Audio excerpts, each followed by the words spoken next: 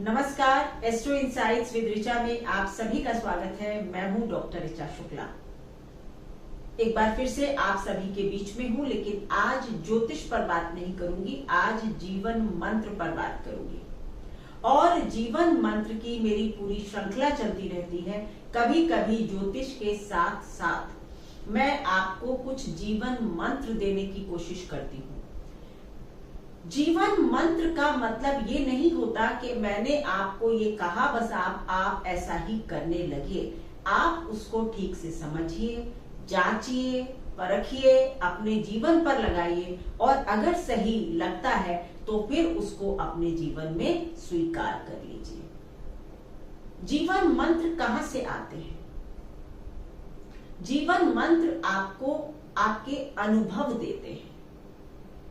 जीवन मंत्र आपको आपके गुरु देते हैं। जीवन मंत्र आपको आपके बड़े देते हैं। जीवन मंत्र आपको आपके ग्रह नक्षत्र देते हैं। जीवन मंत्र का होता है मतलब कि आपको जीवन जीने का सही तरीका बताना। ये आपके जीवन के अनुभव दे सकते हैं, ज्योतिष दे सकती है, बड़े दे सकते हैं क्योंकि उनके पास अनुभव ज्यादा है। आपके गुरु तो दे ही सकते हैं। और एक बहुत बड़ी बात जो आज मैं आपसे कहूंगी कि ज्योतिषी का जो काम है वो केवल और केवल आपके भविष्य के बारे में बताना नहीं है। ज्योतिषी का काम एक चिकित्सक की तरह होता है। चिकित्सक यानी कि डॉक्टर।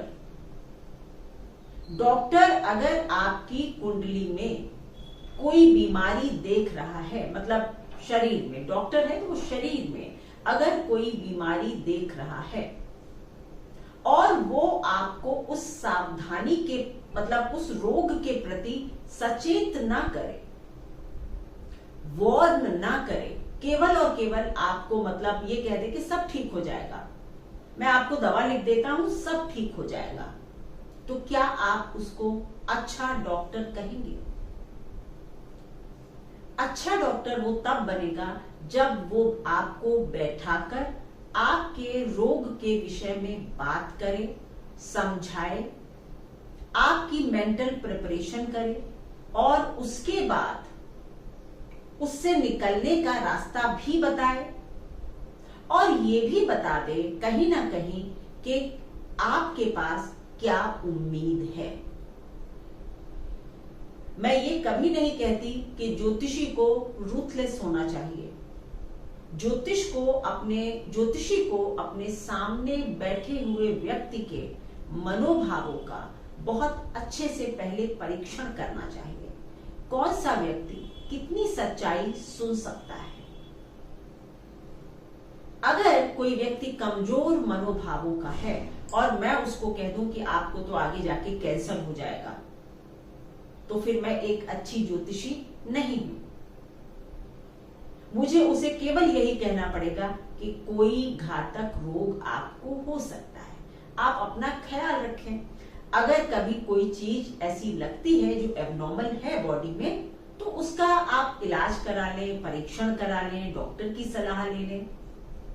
पर अगर मैं देखती हूं कि एक बहुत एम्बिशियस आदमी है, कर्मठ आदमी है और बहुत ताकतवर है, मानसिक रूप से बहुत बलिष्ठ है और उसके सामने ऐसी कोई बाधा आने वाली है, तो मैं शायद उसको काफी साफ गोई से ये बताऊंगी कि आपके जीवन में एक पॉज आ सकता है आपकी इलनेस को लेकर, तो आप उसके लिए अभी से अपना प्लान बी रेडी कर लीजिए। How you are going to cope with that situation. कहीं ऐसा ना हो कि जो एक इतना एम्बिशियस आदमी है उसको एकदम ये धक्का लग जाए कि मैं आपके पास डॉक्टर साहब इतने दिनों से आ रहा था, आपने मुझे कभी नहीं बताया। शायद मैं अपनी मेंटल प्रिपरेशन कर लेता, शायद आज मुझको इतना धक्का नहीं लगता। तो ये जो काम है ये ज्योतिषी का काम है कि आपके ग्रहों को समझकर आपको उनको समझाए और आप कितना सच सुन सकते हैं उसको आपको बताए, लेकिन कहीं ना कहीं आपकी मानसिक तैयारी आपके आने वाले जीवन में जो भी ग्रह आने वाले हैं उनकी मानसिक तैयारी दशा कैसी रहने वाली है इसके विषय में अवश्य करा दें। ये काम ज्योतिषी का है, लेकिन ये भी इससे भी बढ़कर जो ज्योतिषी का काम है आज मैं उस पर बात करूंगी। ज्योतिषी का काम है कि वो आपके जीवन के अल्टीमेट पर्पस को आपको समझाए, चाहे वो पर्पस अच्छा है नहीं है, समाज से विपरीत है, जैसा भी है, लेकिन वो आपको आपके जीवन का एक पर्पस क्या है इसको समझाए, हाउ टू अचीव दैट ये समझाए, उसमें आने वाली परिस्थितियां, कठिनाइयां, अटैचमेंट्स, डिटैचमेंट्स किस तरह से वो पाया जाएगा वो समझाए, तो वो आपका सच्चा ज्योतिषी है, वो आपका सच्चा मार्गदर्शक है। लेकिन प्रॉब्लम यहाँ पर आती है कि आप केवल और केवल मीठी मीठी बातें सुनकर जाना चाहते हैं। कभी कभी तो आप लोग वो सुनना चाहते हैं जो आपको पसंद है, क्योंकि आप बहुत सारे ज्योतिषियों से मिल चुके हैं और हो सकता है कि उन्होंने आपको आपके जीवन के विषय में कोई एक ऐसी रोजी पिक्चर पकड़ा दी हो जो मुझे नहीं दिख रही। मैं ये नहीं कह रही हूं कि मैं सही हूं, पर अगर मुझे नहीं दिख रही है और मैं आपको उस सच्चाई से रूबरू कराना चाहती हूँ तो आप लोग कई बार उसको सुनना भी नहीं चाहते हैं। आपको लगता है कि ये टाइम वेस्ट कर रही है, मुझे तो मेरे पुराने ज्योतिषियों ने, नए जो भी हैं, उन्होंने मुझे तो ये कहा है कि ये समय बहुत अच्छा रहेगा।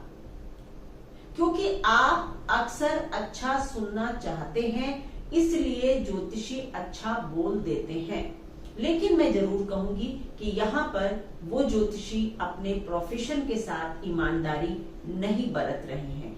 अगर आपको आने वाले खतरे से आगाह नहीं कर रहे हैं, कई बार आगाह नहीं करते हैं, आपको बहुत डरा देते हैं। कई बार मुझसे लोग ये पूछते हैं कि मतलब ऐसा तो नहीं कि मैं 40 साल की उम्र में मर जाऊंगा। मुझे एक ज्योतिषी ने कहा है तुम्हारी उम्र 40 साल की है, किसी ने कहा कुछ, किसी ने कुछ। ये जो भी सेंसिटिव टॉपिक्स होते हैं, अगर आप भी आगे जाके ज्योतिषी बनते हैं तो ये जितने भी सेंसिटिव टॉपिक्स हैं, आयु का, मृत्यु का, इस पर आप चर्चा करने से बचें। अगर आपको केवल और केवल अगर कोई व्यक्ति, क्योंकि आपको पता नहीं है कितनी ज्योतिष आती है, आप कितना सीखे हैं, आप कितने सूत्र सही से लगा पाएंगे। एज कैलकुलेट करने के बहुत सारे मेथड होते हैं। मुझे नहीं लगता कि एक आधे घंटे के सेशन में किसी की एज कैलकुलेट करके उसको सही एज कैलकुलेट करके पकड़ाई जा सकती है। ये मेरा अपना ईमानदार एक कन्फेशन है।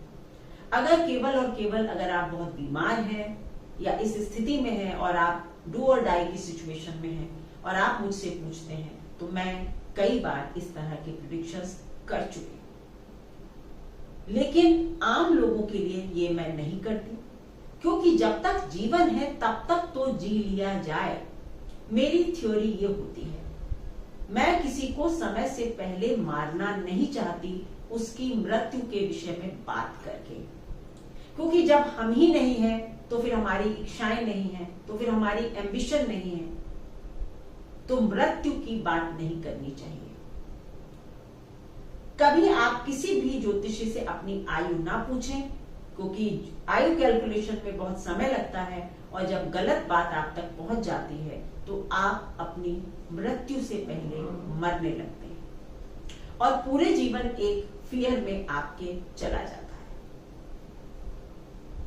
और एक अच्छे, ये जो मैं जीवन मंत्र की बात कर रही हूं, वो आज इस वीडियो के माध्यम से जो जीवन मंत्र आपको दिया जा रहा है वो ये कि कभी भी किसी भी ज्योतिषी से आप अपनी आयु के विषय में बात ना करें, क्योंकि मेरे पास इधर बहुत सारे लोग ऐसे आ रहे हैं। किसी ने कह दिया कि मैं, किसी ज्योतिषी ने कह दिया कि इस साल तुम्हारी माँ मर जाएंगी, किसी ने कह दिया कि तुम्हारा जीवन बहुत कम है, किसी ने कह दिया तुम्हारा बच्चा ठीक नहीं रहेगा। इस तरह की चीजें करने से बचें, इस तरह की चीजें पूछने से बचें। और अगर आप एस्ट्रोलॉजी में हैं तो फिर आप इस तरह की चीजें कहने से बचें, क्योंकि आप लोगों की मानसिकता से नहीं खेल सकते। जीवन और मृत्यु अभी भी ईश्वर ने केवल और केवल अपने हाथों में रखा हुआ है, हमारे हाथों में नहीं सौंपा है। ज्योतिष के कितने भी सूत्र क्यों ना आ जाएं, लेकिन ठीक है, जिसको हम कहते हैं ना कि हम पास्ट में जो लोग मर चुके हैं उनकी कुंडलियों पर सूत्र लगाकर आयु कैलकुलेट करना सीख तो सकते हैं, लेकिन मैं कहूंगी कि जो व्यक्ति जीवित है उसकी आयु कैलकुलेट ना करें। ऐसा क्यों कहती हूं? क्योंकि जो आयु के खंड दिए गए हैं वो काफी लंबे हैं, बड़े हैं। जैसे कि अगर एक मध्य आयु की बात करूं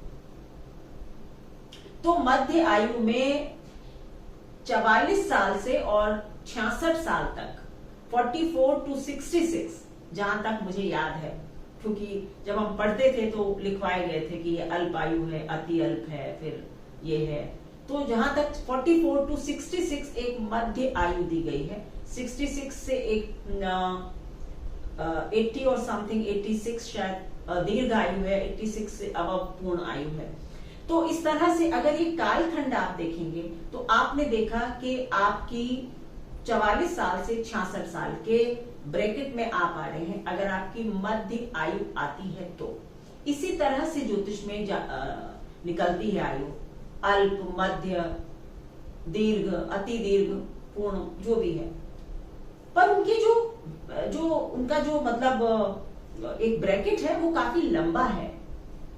अब अगर मैंने किसी व्यक्ति से जो कि 40 साल में आया मेरे पास और मैंने आपसे बहुत ज्ञानी बनकर ये कह दिया कि भाई आपकी मध्य आयु है, वो कहेगा साहब मध्य आयु से क्या मतलब? तो मैं कहूंगी 44 to 66।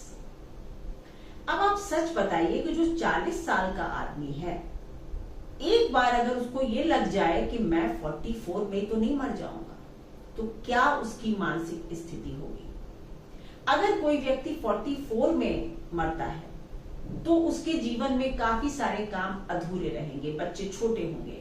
और अगर वही व्यक्ति 65 साल में मरेगा तो उसके काफी सारे काम हो जाएंगे। ये मैं आपको एग्जांपल दे रही हूं, हो सकता है कि जो आयु का ब्रैकेट मैं अभी बता रही हूं ये गलत हो, क्योंकि मुझे याद नहीं है, सच बता रही हूं कि मध्य आयु कब से कब तक शास्त्रों में बताई गई है। ये मैं आपको एग्जांपल दे रही हूँ, क्योंकि मुझे पता है बहुत सारे लोग कमेंट करेंगे आप गलत बता रही हैं, मध्य आयु ये नहीं, ये होती है। आई एम सॉरी, यहां पर मैं केवल एग्जांपल देने के लिए कह रही हूं, क्योंकि मुझे सच में वो ब्रैकेट याद नहीं। सो मतलब मेरा है कि वो व्यक्ति 44 साल के बाद हर दिन मरेगा, जबकि हो सकता है कि वो बहुत आसानी से अपने सारे काम पूरे करके 60 साल के बाद जाए। तो ये उसके लिए एक अच्छा तो नहीं है, लेकिन फिर भी एक शांति की मृत्यु हो सकती है कि चलो बच्चे बड़े हो गए, पढ़ लिख गए। इसलिए कभी इस तरह के प्रेडिक्शंस नहीं करने चाहिए। श्रीमती गांधी के लिए मैं आपको एक एग्जांपल देती हूं। श्रीमती गांधी के हॉरोस्कोप पर हम लोगों ने आयु का शुद्ध मतलब सर्वाष्टक वर्ग से और अष्टक वर्ग से और जितनी भी अंश आयु और जितनी भी आयु होती है सबसे निकालकर हमने उनके हॉरोस्कोप पर भारतीय विद्या भवन में सीखा, और हमेशा उनकी दीर्घ आयु आती थी। मतलब वही, जहां तक मुझे याद है, दीर्घ आयु उनकी आती थी, जो कि 66 साल के बाद शुरू होती है, 66 से 80 या जो भी है। आई एम श्योर वो हमेशा इसी उसमें रही होंगी कि उनका वो काफी ज्योतिष में इंटरेस्ट रखती थी। राव साहब ने उनकी मृत्यु का प्रेडिक्शन भी किया था, एस्ट्रोलॉजी के जर्नल में भी छापा गया था। तो ये जो चीज है, उन्होंने हमेशा सोचा होगा कि भाई अभी तो काफी बाकी है, क्योंकि दीर्घ आयु। और जबकि वो जैसे ही उन्होंने अपनी मध्य आयु पूरी की, 66 या 67, 66 और 67 इयर्स की थी जब उनकी डेथ हो गई।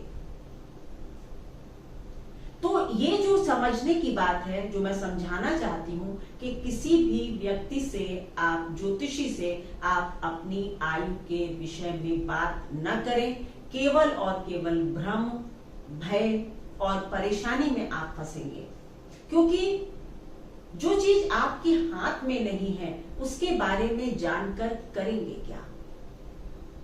और जहां तक बात है कि कोई भी अगर जान भी जाए तो कुछ नहीं कर सकता। अगर आप जान भी जाएं कि आप 40 साल में मर जाएंगे तो आप क्या करेंगे? क्या आप अपने बच्चों को जल्दी से बड़ा कर देंगे? क्या कर सकेंगे आप? कुछ भी नहीं। जो आपके पास साधन है, मीन्स है, उतने ही पैसे आप कमाएंगे। केवल और केवल आप परेशानी में जिएंगे कि मेरे बाद मेरे परिवार का क्या होगा। जबकि अगर आप अचानक आपकी मृत्यु हो जाती है, ईश्वर सबका पालनहार है। अगर आप ही चले गए तो आपके परिवार का क्या होगा, ये ईश्वर की जिम्मेदारी है। कुछ चीजें हमको ईश्वर के ऊपर भी छोड़नी चाहिए। आज के समाज में जो सबसे बड़ी प्रॉब्लम हो गई है वो है कि हर चीज हम अपने हाथ में, अपनी पहुंच में, अपने कमांड में रखना चाहते हैं और इसीलिए हम लोग दुखी जीवन व्यतीत कर रहे हैं। ये भी पता चल जाए कितने बच्चे होंगे, कब बच्चे होंगे, कैसे निकलेंगे। कुछ चीजें समय के साथ अनफोल्ड होने दीजिए। कुछ चीजें ईश्वर के हाथ में छोड़िए। ज्योतिषी के पास जाते हैं, 1, 2, 3 साल का, 4 साल का पूछ लीजिए। पूरे जीवन का जानकर एक सिटिंग में क्या करेंगे? केवल और केवल वर्तमान में जिए। भविष्य का एक रोड मैप अपने पास रखें कि भाई अगर कहीं रास्ता भटक गया तो मैं गूगल मैप पर वो रोड मैप देख लूंगा। बस इतनी मदद आप ज्योतिष से लें। आप अपनी स्ट्रेंथ्स, वीकनेसेस, इन सबको जानने के लिए ज्योतिष का उपयोग कर सकते हैं। आप अपने पोटेंशियल को जानने के लिए उपयोग कर सकते हैं, लेकिन नेगेटिव चीजों को जानने के लिए ज्योतिष का उपयोग ना करें। केवल कौतूहल, क्यूरियोसिटी के लिए ज्योतिषी से ऐसे सवाल ना करें जिनके गलत जवाब आपके पूरे जीवन को नुकसान पहुंचा सकते हैं। यही आज आपके लिए एक जीवन मंत्र है और ज्योतिषियों के लिए एक जीवन मंत्र है कि कभी भी सेंसिटिव टॉपिक्स पर पूरी अथॉरिटी के साथ बात न करें, क्योंकि आप अभी भी ईश्वर नहीं हुए हैं। धन्यवाद। अगर मेरे चैनल को आप पसंद करते हैं, मेरी बातों को पसंद करते हैं, तो आप मेरे चैनल को सब्सक्राइब करें।